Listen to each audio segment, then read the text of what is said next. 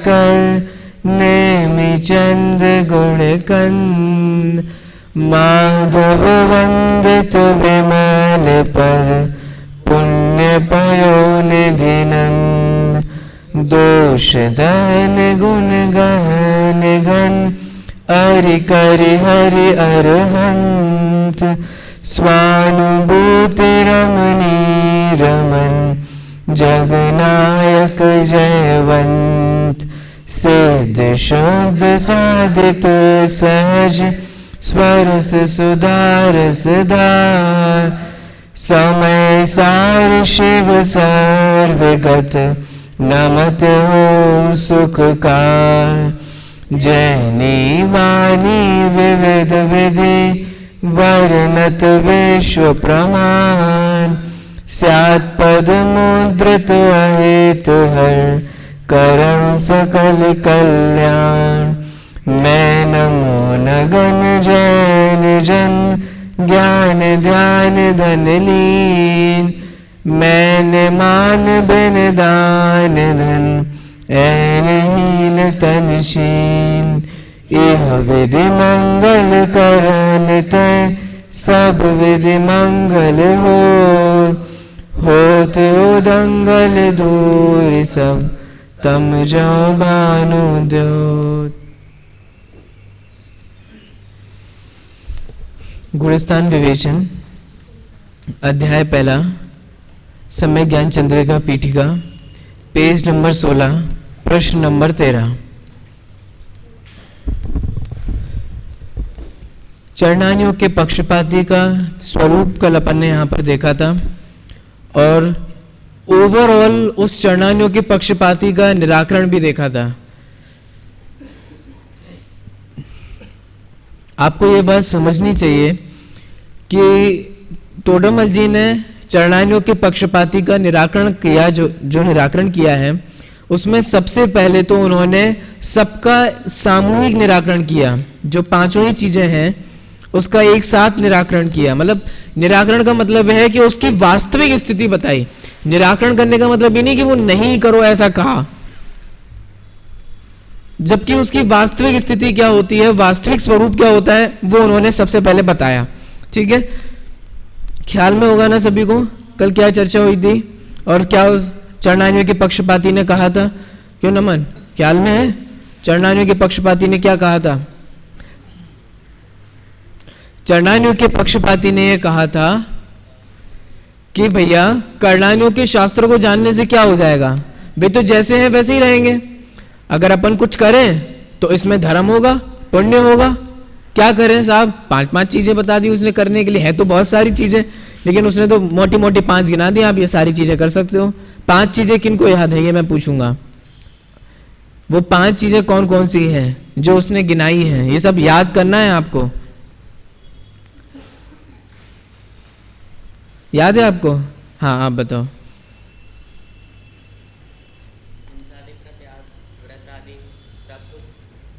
ऐसे नहीं, मतलब कंप्लीट करो। जैसे हिंसादिक का त्याग करना चाहिए, त्याग करो ऐसे।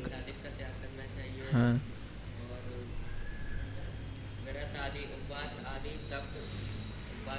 ठीक है, तब करो।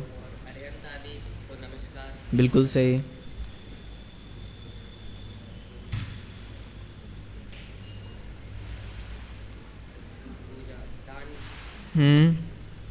और दो बातें रह गई।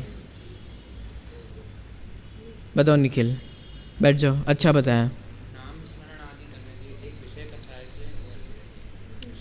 विषय का क्षय वाली बात हो गई। और एक और रह गया, दान। दान बोला था आपने? अच्छा बोल दिया। चलो, इस प्रकार से ये 5 चीजें हैं, वे पांचों चीजें करनी चाहिए, ऐसा उसने यहाँ बताया। तो पांचों चीजों के निराकरण में तोडरमल जी ने कहा था कि हाँ आप बिल्कुल सही कह रहे हो कि ये करना चाहिए, हम सभी का कर्तव्य है। आखिर ये हमारे लिए ही तो बोला है कि ये करना चाहिए। कोई ऐसा तो बोला नहीं है कि सिद्ध लोग आप लोग दान करो, आप लोग भक्ति करो। हमारे लिए तो कहा गया है और श्रावक कोई तो होता है, तो इसीलिए हमें तो करना चाहिए। आपने ये बिल्कुल सही कहा। लेकिन इनको करते वक्त अगर आपको 4 चांद लगाने हो, वो कैसे लगेगा? सम्यक दर्शन से लगेगा। सम्यक दर्शन पूर्वक अगर आप ये सारी क्रियाएं करते हो तो फिर एकदम करेक्ट जा रहे हो, सही जा रहे हो, और एक दिन पहुंच जाओगे कहां? मोक्ष में, मोक्ष मार्ग में सही जा रहे हो और एक दिन पहुंच जाओगे। सम्यक दर्शन पूर्वक अगर ये सारी क्रियाओं का पालन करते हो तो बिल्कुल ठीक है, और अगर सम्यक दर्शन के बिना ये क्रियाएं करते हो तो किसके समान है? अंक बिना बिंदी। खूब बिंदियां लगा लो, बिंदी वो वाली नहीं है ना, गोला वाली बिंदी, खूब बिंदियां लगा लो, लेकिन ऐसी बिंदियों का कोई वैल्यू नहीं है जब तक उसमें कोई अंक ना ऐड किया जाए। और सम्यक दर्शन कैसे होगा? टोडरमल जी ने मोक्षमार्ग प्रकाशक में भी कहा, जानेगा नहीं तो श्रद्धान किसका करेगा? अगर आप कोई चीज जानोगे नहीं तो श्रद्धान भी कैसे कर पाओगे? सीधी सी बात है। तो जानेगा तो ही तो श्रद्धान करेगा, और जानेगा कहां से? शास्त्र के माध्यम से। तो चुपचाप पढ़ने लग जाओ, शास्त्र अभ्यास करो, क्योंकि शास्त्र अभ्यास होगा उससे यथार्थ ज्ञान होगा, यथार्थ ज्ञान से सम्यक दर्शन होगा, सम्यक दर्शन से सम्यक ज्ञान होगा, और सम्यक ज्ञान की प्राप्ति होने पर ही तो सम्यक चारित्र होगा।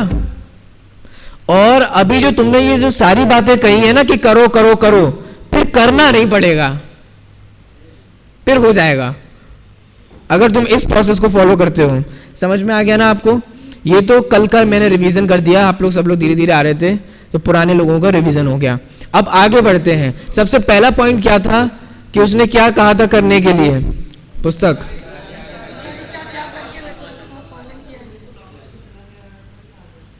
अच्छा क्लास में नहीं है।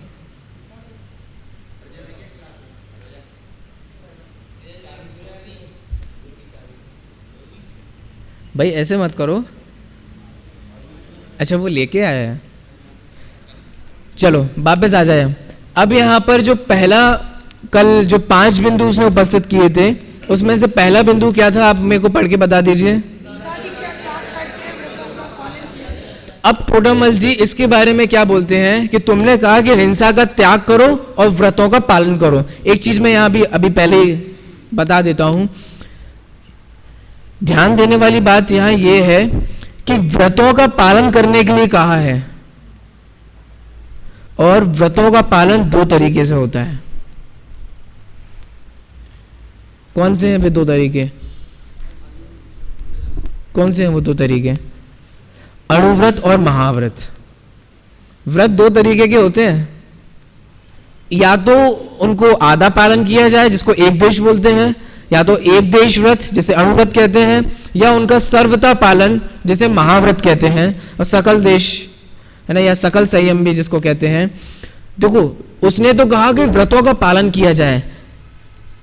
ध्यान देने वाली बात जो मैं आपको पहले ही ध्यान दिला दूं, यहां उसने ये नहीं कहा कि अणुव्रत को धारण किया जाए कि महाव्रत को धारण किया जाए, उसने कहा व्रतों का धारण किया जाए।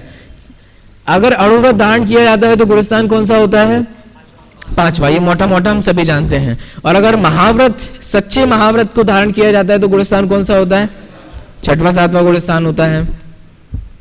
इसका मतलब यहां ये कहा जा रहा है कि व्रतों का पालन करो, ठीक है। तो देखो उसके संबंध में क्या कहते हैं अपन यहां से आज इस पहली मान्यता को या पहली बात का यहां पर वास्तविक स्वरूप देखते हैं। देखिए, तथा तूने जिस प्रकार, मिली आप लोगों को लाइन? ये बीच में से मैं पढ़ रहा हूं क्योंकि यहीं से इसकी पहली प्रक्रिया प्रारंभ होती है इससे। तथा तूने जिस प्रकार व्रताधिक शुभ कार्य कहे, इसको मैं पता पहले इजीली समझा देता हूं, फिर पढ़ेंगे तो और मजा आ जाएगा। तुमने कहा कि व्रतों का पालन करो, ठीक है, I don't have any problem, अच्छी बात है, करना ही चाहिए। लेकिन मैं तो तुमसे एक प्रश्न करता हूं कि क्यों करो? अरे क्यों करो, ये कैसा प्रश्न है? तुमने कहा, देखो उसने ये नहीं कहा कि किस रूप में करो, तुमने महाव्रत करो कि अणुव्रत करो, ये तो बात ही नहीं चल रही, दोनों समाहित हैं। तुमने कहा कि व्रतों का पालन करो, क्यों करो? अरे कैसी बात है, क्यों करो? इसलिए करो क्योंकि उससे पुण्य बनेगा, पुण्य बनेगा, तुम्हारा लाभ होगा, स्वर्ग आदि में चले जाओगे तो तुम्हारा ही कल्याण हो जाएगा। तो व्रत क्यों धारण करो? क्योंकि उससे क्या बनेगा? पुण्य बनेगा। तो भैया एक बात बताओ, शास्त्र पढ़ने से कौन सा पाप बनता है? हम जीव को शास्त्र अभ्यास के पढ़ने के सन्मुख ही तो कर रहे हैं, और जिनवाणी में किधर ये लिखा है कि शास्त्र अभ्यास को करने से पाप बनता है? अरे जिनवाणी में आप जितने भी उदाहरण देखोगे ना, और सब में ये मिलेगा, मूलाचार में भी वट्टेकर आचार्य ने यही कहा कि स्वाध्याय जैसा तप ना आज तक हुआ है, ना है, ना होगा। और वे स्वाध्याय परमम तपा और ये सारी सूक्तियां आप सभी लोग जानते ही हैं, बताने की जरूरत नहीं है। तो कुल मिला के बात इतनी सी है, तुमने कहा कि व्रतों का पालन करके पुण्य बनेगा, लेकिन भाई शास्त्र अभ्यास करने से भी बहुत तीव्र पुण्य का बंध होता है। और ये हुआ फर्स्ट पॉइंट। सेकंड पॉइंट, व्रत का पालन करने में भी शास्त्र का अभ्यास करना ही प्रमुख है। तुमने व्रतों का पालन क्यों किया, किस लिए क्यों? इसको मैं और इजीली कहता हूं, देखो, चाहे कोई अणुव्रत का धारण करे, चाहे कोई महाव्रत का धारण करे, अणुव्रत और महाव्रत को धारण करना एक तरीके से निवृत्ति लेना है। निवृत्ति समझते हो आप लोग? बचना, चाहे उस हिंसा से आधा बचा जाए, चाहे उस हिंसा से पूरा बचा जाए, बचना के नाम ही तो है, निवृत्ति का नाम ही तो है।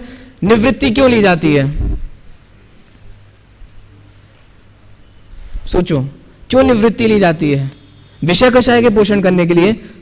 अगर विषय कषाय के पोषण करने के लिए निवृत्ति ली जाती है तो वो तो घर में ही सबसे अच्छी होगी, उसके लिए निवृत्ति लेने की क्या जरूरत है? घर में रहो तो आराम से पोषण होगा उनका, गृहस्थी जमाओ आराम से, पर उसके लिए तुमने छोड़ा क्यों?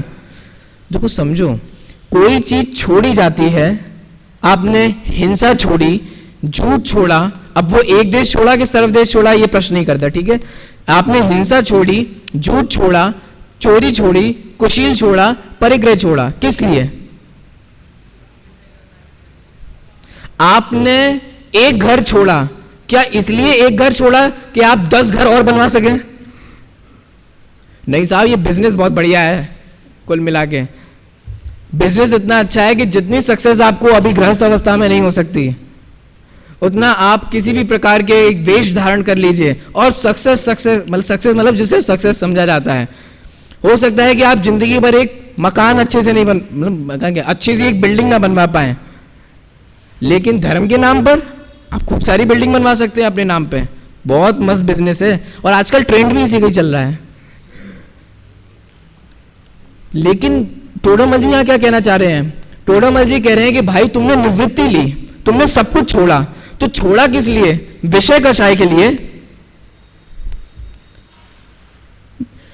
सब कुछ भी तुमने छोड़ा ना, जो तुमने व्रतों का पालन भी किया ना, उन व्रतों में भी शास्त्र अभ्यास की प्रमुखता रहती है। देखो फॉर एग्जाम्पल मैं आपको बताता हूं, हमारे मुनिराज हैं, दिगंबर मुनिराज हैं, उन दिगंबर मुनिराज ने घर छोड़ा, सब कुछ छोड़ा, वो अपन भजन में भी पढ़ते हैं, घर छोड़ा, तन छोड़ा, वैभव छोड़ा, सब कुछ छोड़ा, आसार, तो ऐसा सब कुछ उन्होंने छोड़ दिया, ठीक है? सब कुछ छोड़ के वो क्या दो काम करते हैं? आप लोगों ने रत्न शाखाचार में पढ़ ही लिया, क्या है वो दो काम? ज्ञान और ध्यान।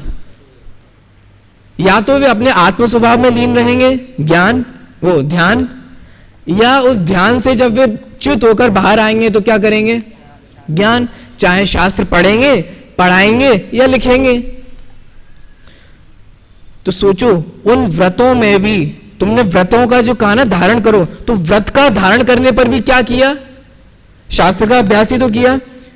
जैसे जैसे आप पढ़ते चले जाएंगे ना, धीरे धीरे गुणस्थानों का स्वरूप आएगा, तब आपको ये समझ में आएगा कि 7वें गुणस्थान से अधिक काल 6वें गुणस्थान का है। इसका मतलब यह है कि जितना मुनिराज आत्म स्वभाव में लीन रहते हैं ना, उससे अधिक तो वे शुभोपयोग में रहते हैं।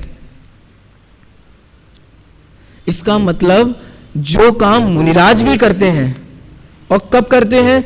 व्रतों का धारण करके भी शास्त्र अभ्यास करते हैं कि नहीं करते हैं? इसका मतलब व्रतों में भी किसकी प्रमुखता है? शास्त्र अभ्यास की प्रमुखता है। ये तो मैंने किसका उदाहरण दिया? महाव्रती का, मुनिराजों का उदाहरण दिया। ऐसी अणुव्रती, जैसे कोई विरक्त होता है, निवृत्ति लेता है, ठीक है, या कहीं जाकर रहता है, तो क्या करते हैं? शास्त्र अभ्यास ही तो प्रमुख होता है।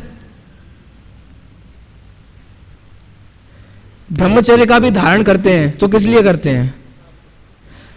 देखो, ब्रह्मचर्य का भी धारण इसलिए किया जाता है कि हम अपना समय उस गृहस्थी में ना लगाकर जितना हो सके धर्म में लगाएं।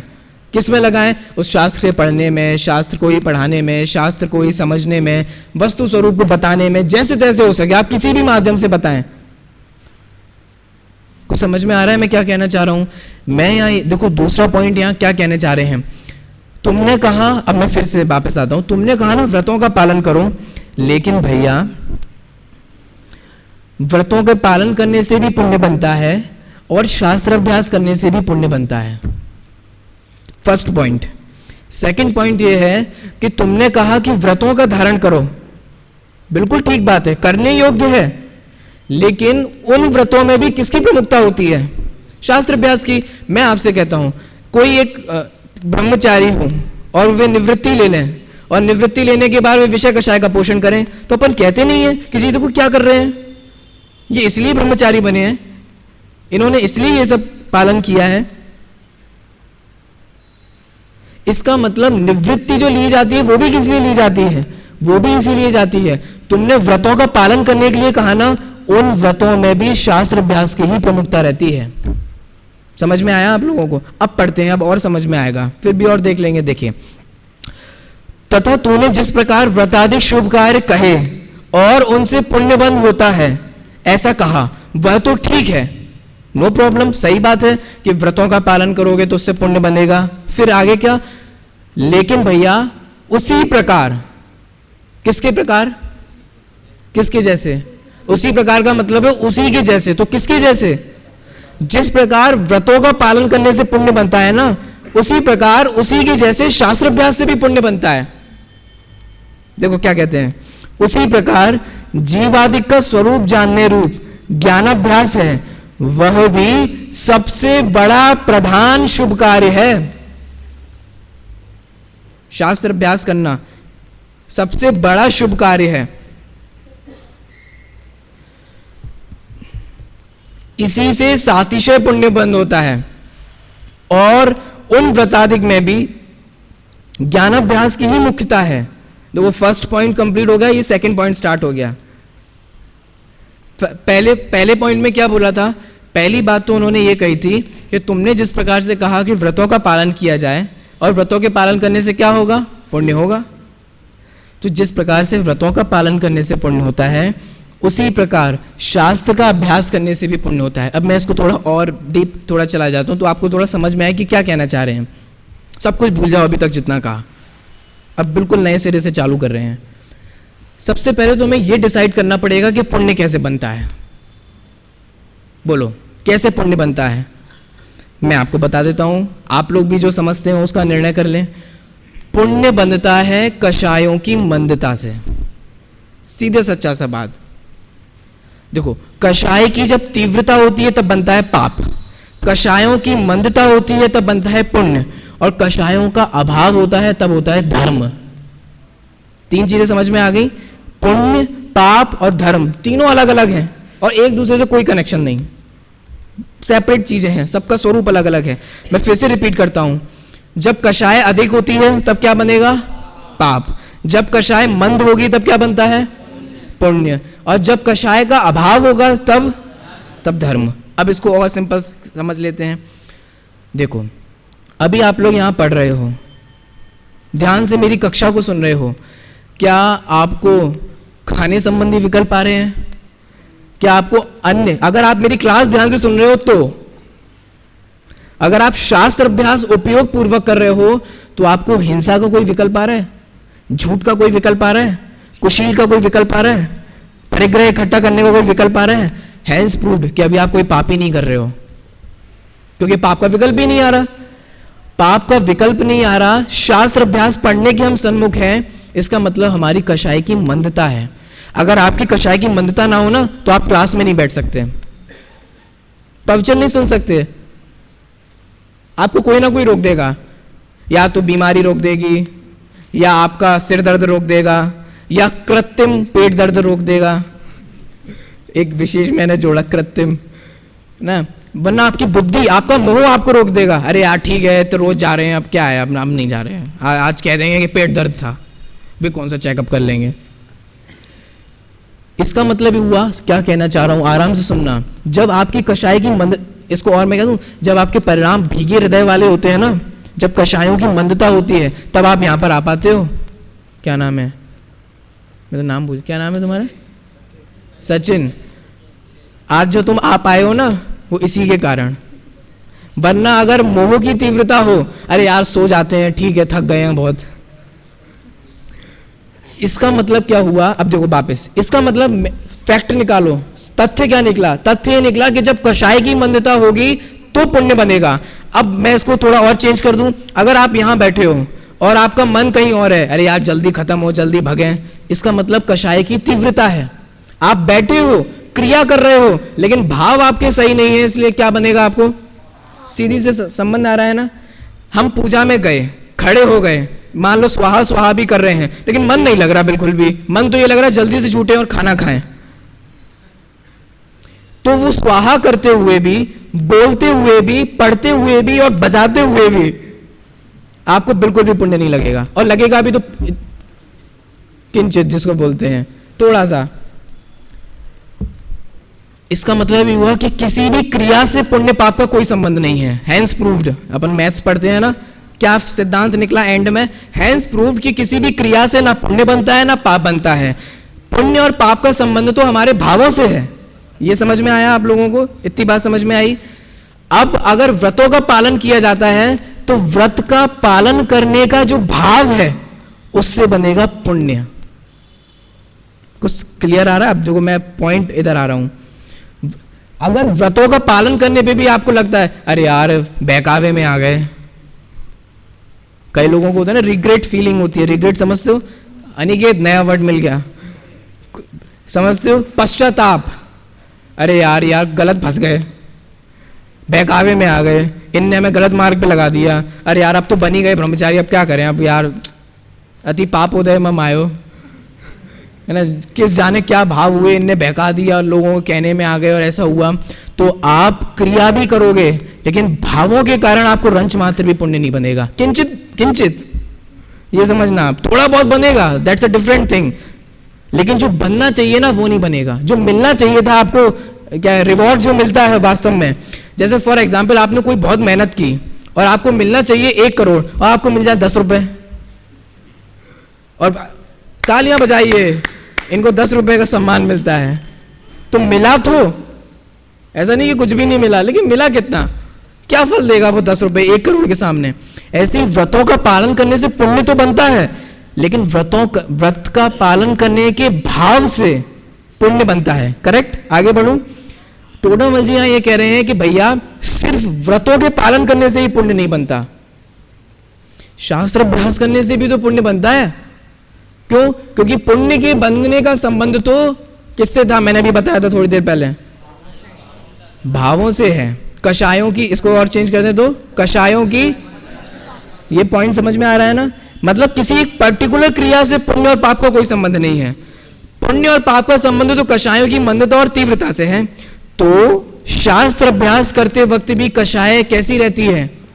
आप लोग अभी देख लो अपना, अभी अगर आप ध्यान से सुन रहे हो और ध्यान से पढ़ रहे हो तो कैसी है? आपकी तीव्र कषाय नहीं हो सकती। इसका मतलब ये हुआ कि शास्त्र अभ्यास करने से भी क्या बनता है?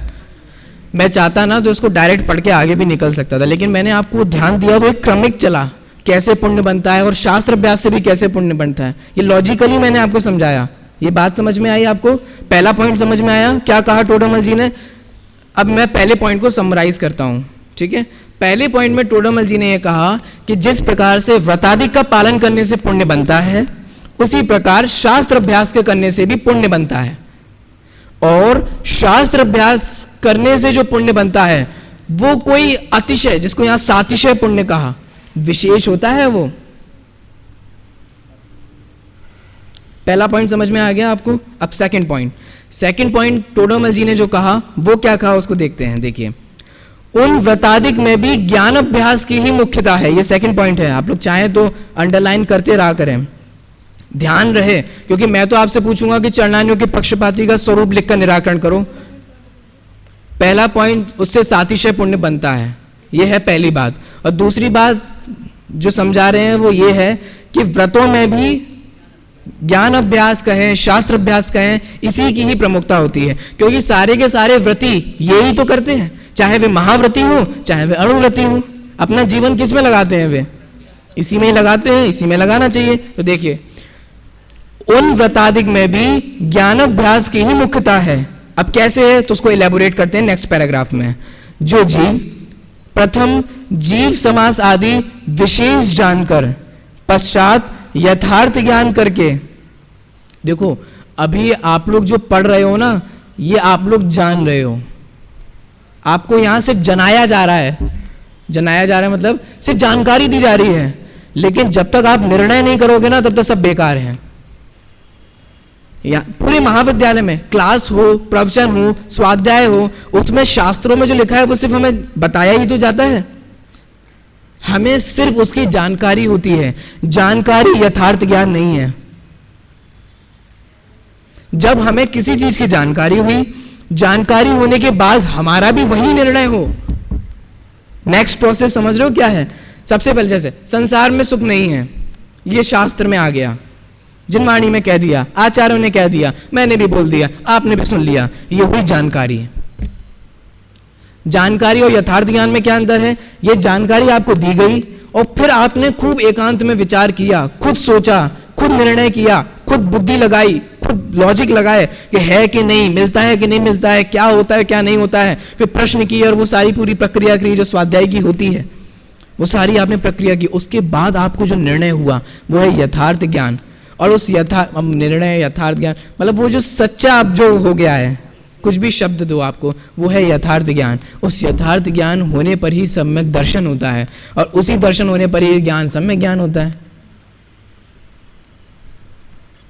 देखो फिर से आ जाओ, जो जीव प्रथम जीव समास आदि विशेष जानकर देखो सबसे पहले तो जाना, पश्चात यथार्थ ज्ञान करके हिंसादि का त्यागी बनकर व्रत धारण करे, वही व्रति है। इसका मतलब देखो क्या कह रहे हैं, जो समझ पूर्वक व्रतों को धारण करता है वो व्रति है, जो अंधकार में व्रतों का धारण करता है। आपको याद है कल मैंने क्या कहा था? कल मैंने ये कहा था कि आप लोग मुनिराज क्यों नहीं बनते जब इतना समझते हो तो? मुनिराज भी समझ पूर्वक बना जाता है, विवेक पूर्वक। जो समझ पूर्वक का मतलब मुनिराज का क्या स्वरूप होता है ये समझे बिना मुनिराज बन सकते हैं? मेरे को तो नहीं लगता। फॉर एग्जाम्पल आपको यही नहीं पता हो कि डॉक्टर मतलब क्या होता है, बिना डॉक्टर का स्वरूप समझे आप डॉक्टर बन सकते हो? मेरे को तो ये बात पल्ले नहीं पड़ती कि ऐसा भी हो सकता हो, डॉक्टर का स्वरूप नहीं पता हो डॉक्टर बन जाए। करता है कोई जगत में, MBBS कर ली, डॉक्टरेट कर ली, खूब 5 साल 20 साल बहुत प्रैक्टिस करनी पड़ती है और बन गए। उसको ये नहीं हमें जे करना पड़ेगा, हमें तो पता ही नहीं था, पहले ही बता देते। तो भैया तुम पहले ही समझ के MBBS करते, तुम्हें अभी तक पता ही नहीं था कि तुम क्या करने वाले हो, क्या होने वाला है, डॉक्टर का मतलब क्या होता है। इसका मतलब पहले डॉक्टर समझा जाता है फिर डॉक्टर बना जाता है। ऐसे ही व्रती भी कैसे बनते हैं? पहले व्रत कैसे धारण किए जाते हैं ये समझा जाता है, और समझने के लिए आज कोई तैयार नहीं है समाज में, कोई नहीं समझना चाहता। करो करो तो होगा, बातें करने में क्या वो बातें नजर आती हैं। इसका मतलब सबसे पहले समझ चाहिए होती है और समझ पूर्वक ही व्रतों का पालन किया जाता है। और बिना समझे व्रतों का पालन किया जाए तो आप लोग कई ऐसे व्रतियों को भी देखते होंगे जो बाद में पछताते होंगे। वे क्यों पछताते हैं? वे कहते हैं अगर हमें पहले पता होती कि हमें ये करना पड़ेगा, हमें ऐसा करना पड़ेगा, ऐसे होते हैं व्रती, हमें तो लगा कि सिर्फ चोला पहन लेंगे तो हो जाएगा, मतलब कपड़े चेंज कर देंगे या कपड़े उतार देंगे या इस तरीके से।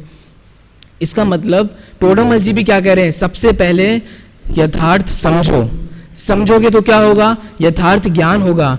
और फिर यथार्थ ज्ञान होने पर देखो मैं इसको आपको ऐसे कहता हूं, अभी मैं आपसे कहूं कि चींटी को मत मारो, चींटी को मत मारो, चींटी को मत मारो, तो आप लोगों को लगेगा यार क्या बोल रहे हैं, चींटी को मत मारो, फालतू की बातें। लेकिन जैसे ही मैं आपको समझाऊंगा कि सुनो जीव 2 तरीके के होते हैं, त्रस और स्थावर, मतलब संसारी और मुक्त। संसारी 2 तरीके के होते हैं, त्रस और स्थावर। वो जो तुम्हें चींटी दिखाई दे रही है ना वो त्रस है, और तुम पंचेंद्रिय संगी हो, वो भी 2 इंद्री 3 इंद्री जितनी भी हो वो उतनी इंद्रिय जीव है। जब आप ये समझोगे कि उसकी भी इंद्रियां हैं वो भी जीव है तो समझ पूर्वक आप अपने आप ही नहीं करोगे। दुनिया में जितने भी लोग होते हैं ना उनको ये समझ ही नहीं है कि वो भी अपने जैसे हैं। उन्हें पता ही नहीं है। चींटी, चींटी कौन सी बड़ी बात है, फुटपाथ पे जा रहे हैं, अब चींटियां हो रही हैं, हट। लेकिन आप कभी नहीं कर सकते। आप क्यों नहीं कर सकते बोलो? क्योंकि आपको समझ है। आपको क्या समझ है कि वो भी अपने, देखो द्रव्यानुयोग की अपेक्षा से गए तो वो भी अपने समान है, सिद्ध समान है द्रव्यानुयोग की अपेक्षा। कर्णानुयोग की अपेक्षा कहें, कर्णानुयोग की अपेक्षा कहें तो हम कहेंगे कि वो इस गुणस्थान का है, त्रस्य है ना, इस मार्गणा का है। ये धीरे धीरे आप जब समझोगे, इस जीव समास के अनुसार वो इस त्रस है। ये कर्णानुयोग से हो गया। प्रथमानुयोग से कहेंगे तो क्या होगा? देखो महापुरुषों ने भी जीवों की रक्षा की थी। और चरणानुयोग से, इसलिए तुम्हें भी करनी चाहिए। यही तो अनुयोग है, और क्या है? अब वो एक ही बात को आप कैसे भी कहो। इसका मतलब ये हुआ, जब किसी भी चीज की समझ हो जाती है तो वो अपने आप छूट जाती है।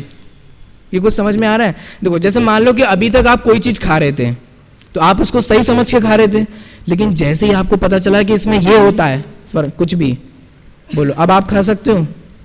जब आपको ये पता चल जाए, जैसे मान लो कि आप कोई चीज खा रहे हो और आपको पता नहीं कि वो चीज गलत है, लेकिन कैसे भी किसी भी माध्यम से आपको पता चले कि नहीं नहीं, इसमें तो सुअर का ये डलता है, इसमें कुत्ते का ये डलता है, या ये नॉन वेजिटेरियन है, ये अपने खाने लायक नहीं है, फिर कहना नहीं पड़ता कि छोड़ो।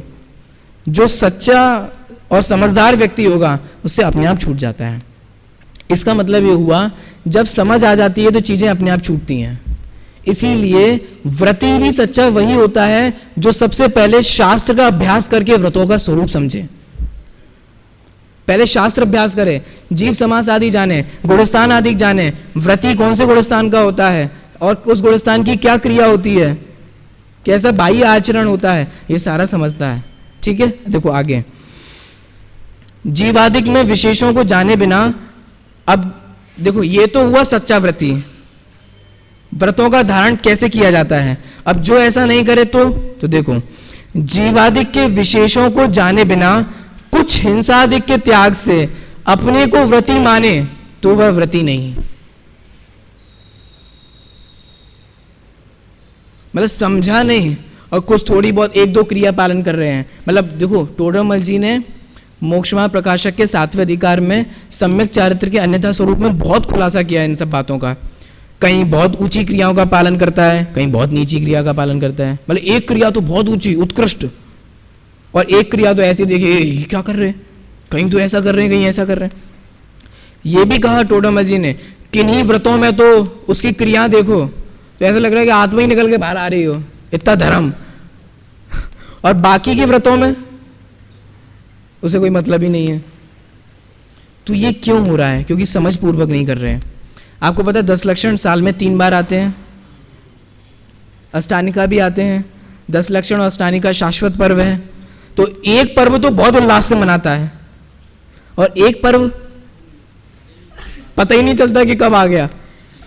एक 10 लक्षण पर्व तो हा हा हु समझ गए, मतलब खूब हो हल्ला, खूब फंक्शन हो रहा है, खूब बुला रहे हैं, और बाकी के 2 10 लक्षण कब निकल जाते हैं साल में। इसका मतलब तू समझ पूर्वक काम नहीं कर रहा। अगर तुझे 10 लक्षण की महिमा है तो वो तो तीनों में होनी चाहिए ना। अगर तुझे, और 10 लक्षण की महिमा क्यों है? क्योंकि वो शाश्वत पर्व है, तो अष्टानिका की भी होनी चाहिए, क्योंकि अष्टानिका भी शाश्वत पर्व है, वो भी साल में 3 बार आता है। कुछ समझ में आ रहा है मैं क्या कह रहा हूं? ये जो आपको ये गलतपन दिखाई देता है ना, एक क्रिया बहुत ऊंची, एक क्रिया बहुत नीची, कुछ कर रहे हैं कुछ नहीं कर रहे हैं, सिर्फ हिंसा का त्याग कर दिया, मतलब से हिंसा नहीं कर रहे हैं, बाकी स्त्रियों से उनको बुला रहे हैं, उनसे बातें कर रहे हैं, उनसे कुछ ना कुछ संपर्क करने की कोशिश कर रहे हैं, तो कहीं तो अहिंसा का पालन करता है और कहीं कुशील सेवन करता है। तो कुछ का पालन करने से तो व्रती नहीं हो जाएगा। क्या कह रहे हैं विनय? समझ में आ रहा है आपको? देखो फिर से पढ़ लेता हूं मैं। देखो सच्चे व्रती का स्वरूप समझा दिया। जीवादिक के विशेषों को जाने बिना कुछ हिंसादिक के त्याग से अपने को व्रती माने तो वह व्रती नहीं है, बहिरंग व्रती नहीं है। इसलिए व्रत पालन में भी ज्ञानाभ्यास ही प्रधान है। हैंस प्रूव्ड, ये सारांश वाक्य निकाला। समझ में आ गया आप लोगों को? बस इतनी सी चर्चा थी पहले पॉइंट के संदर्भ में। और वो पहला पॉइंट क्या था? हिंसादिक का त्याग करके व्रतों का पालन किया जाए। तो टोडरमल जी ने उसके बारे में क्या बातें बोली? 2 बताओ, 2 बातें कौन कौन सी हैं?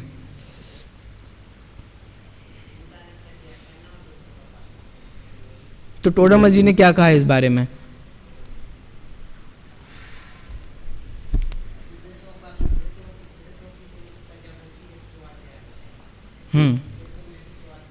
ठीक है, चलो। और फर्स्ट पॉइंट, ये सेकंड पॉइंट है, फर्स्ट पॉइंट अब समझ में आया इसका मतलब? हाँ, आप बताओ स्वप्निल।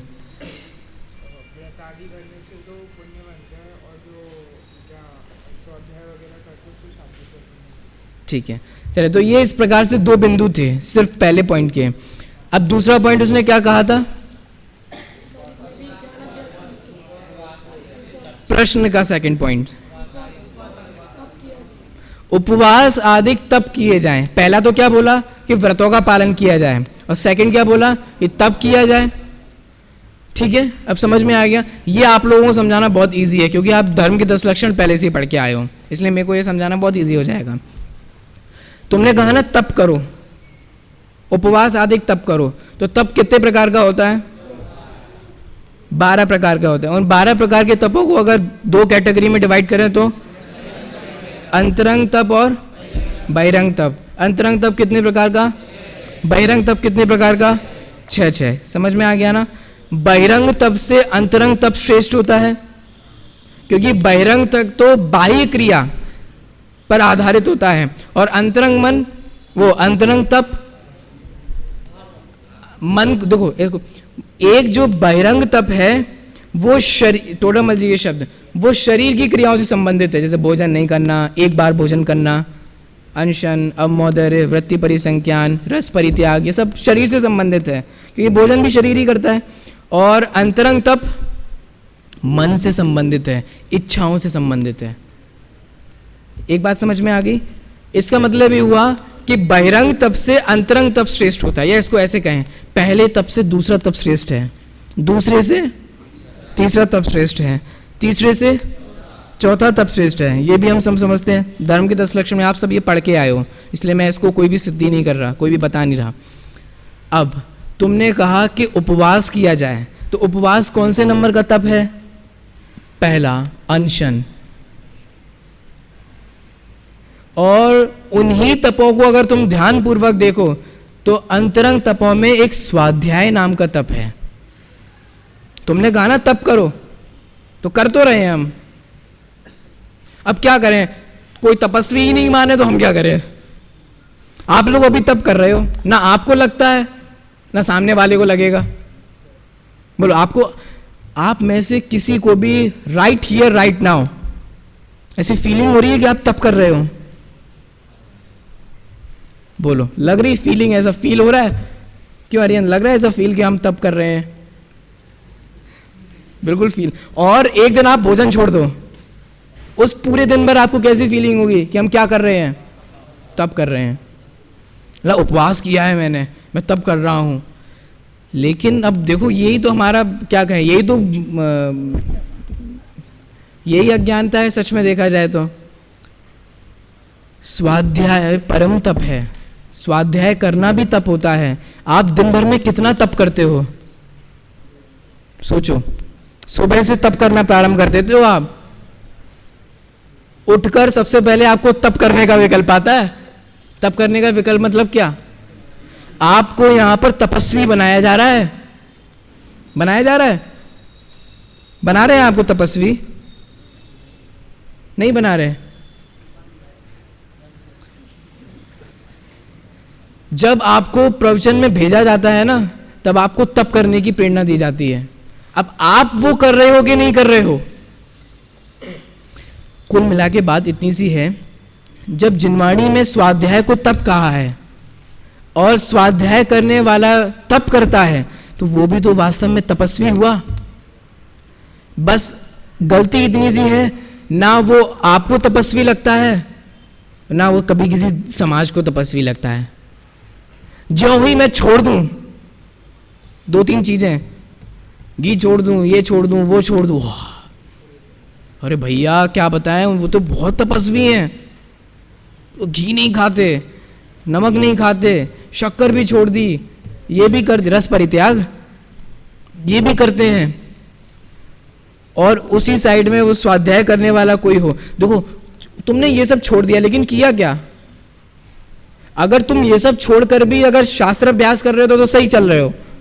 अगर ये सब छोड़ के तुम मान कषाय का पोषण कर रहे हो, मान कषाय का पोषण समझ में आ गया? मैंने ये छोड़ दिया, तुम तो सब खाते हो, आए बड़े हैं, तुम तो घी खाते हो, हमने तो घी छोड़ दिया, तुम हमसे बड़े तपस्वी हो। ये क्या है? ये कषायों का पोषण हुआ। मैं बड़ा क्योंकि मैंने घी छोड़ा, तुम छोटे क्योंकि तुमने घी नहीं छोड़ पाया। छोटे बड़े की मान्यता ही मान का अधिकार है, मान का आधार है, मान का। तो इस कुल मिला के बात इतनी सी है, स्वाध्याय करना भी तप है। सो तुम्हें तप नजर नहीं आता, सो तुम्हारी अज्ञानता है। ये पॉइंट समझ में आ गया ना? तुमने कहा ना तप करो, तो करो, अच्छी बात है, लेकिन भाई स्वाध्याय भी तो एक तप है। ये तुम्हें पता है कि नहीं पता है?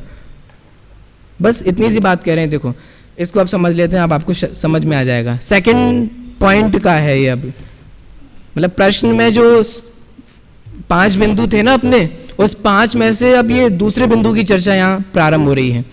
तप 2 प्रकार का है, बहिरंग तप और अंतरंग तप।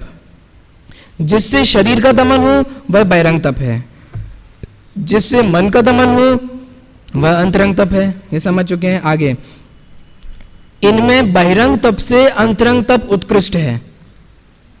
उपवास आदि तो बहिरंग तप है और ज्ञानाभ्यास अंतरंग तप है। और अभी मैंने आपको ये भी समझाया था कि एक तप से दूसरा तप श्रेष्ठ होता है, ठीक है?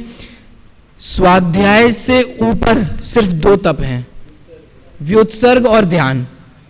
इसका मतलब उसके बाद वाले से तो वो ज्यादा वैल्यू रखता है। देखो इसको समझो, सिद्धांत में भी 6 प्रकार के अंतरंग तपों में चौथा स्वाध्याय नाम का तप कहा है।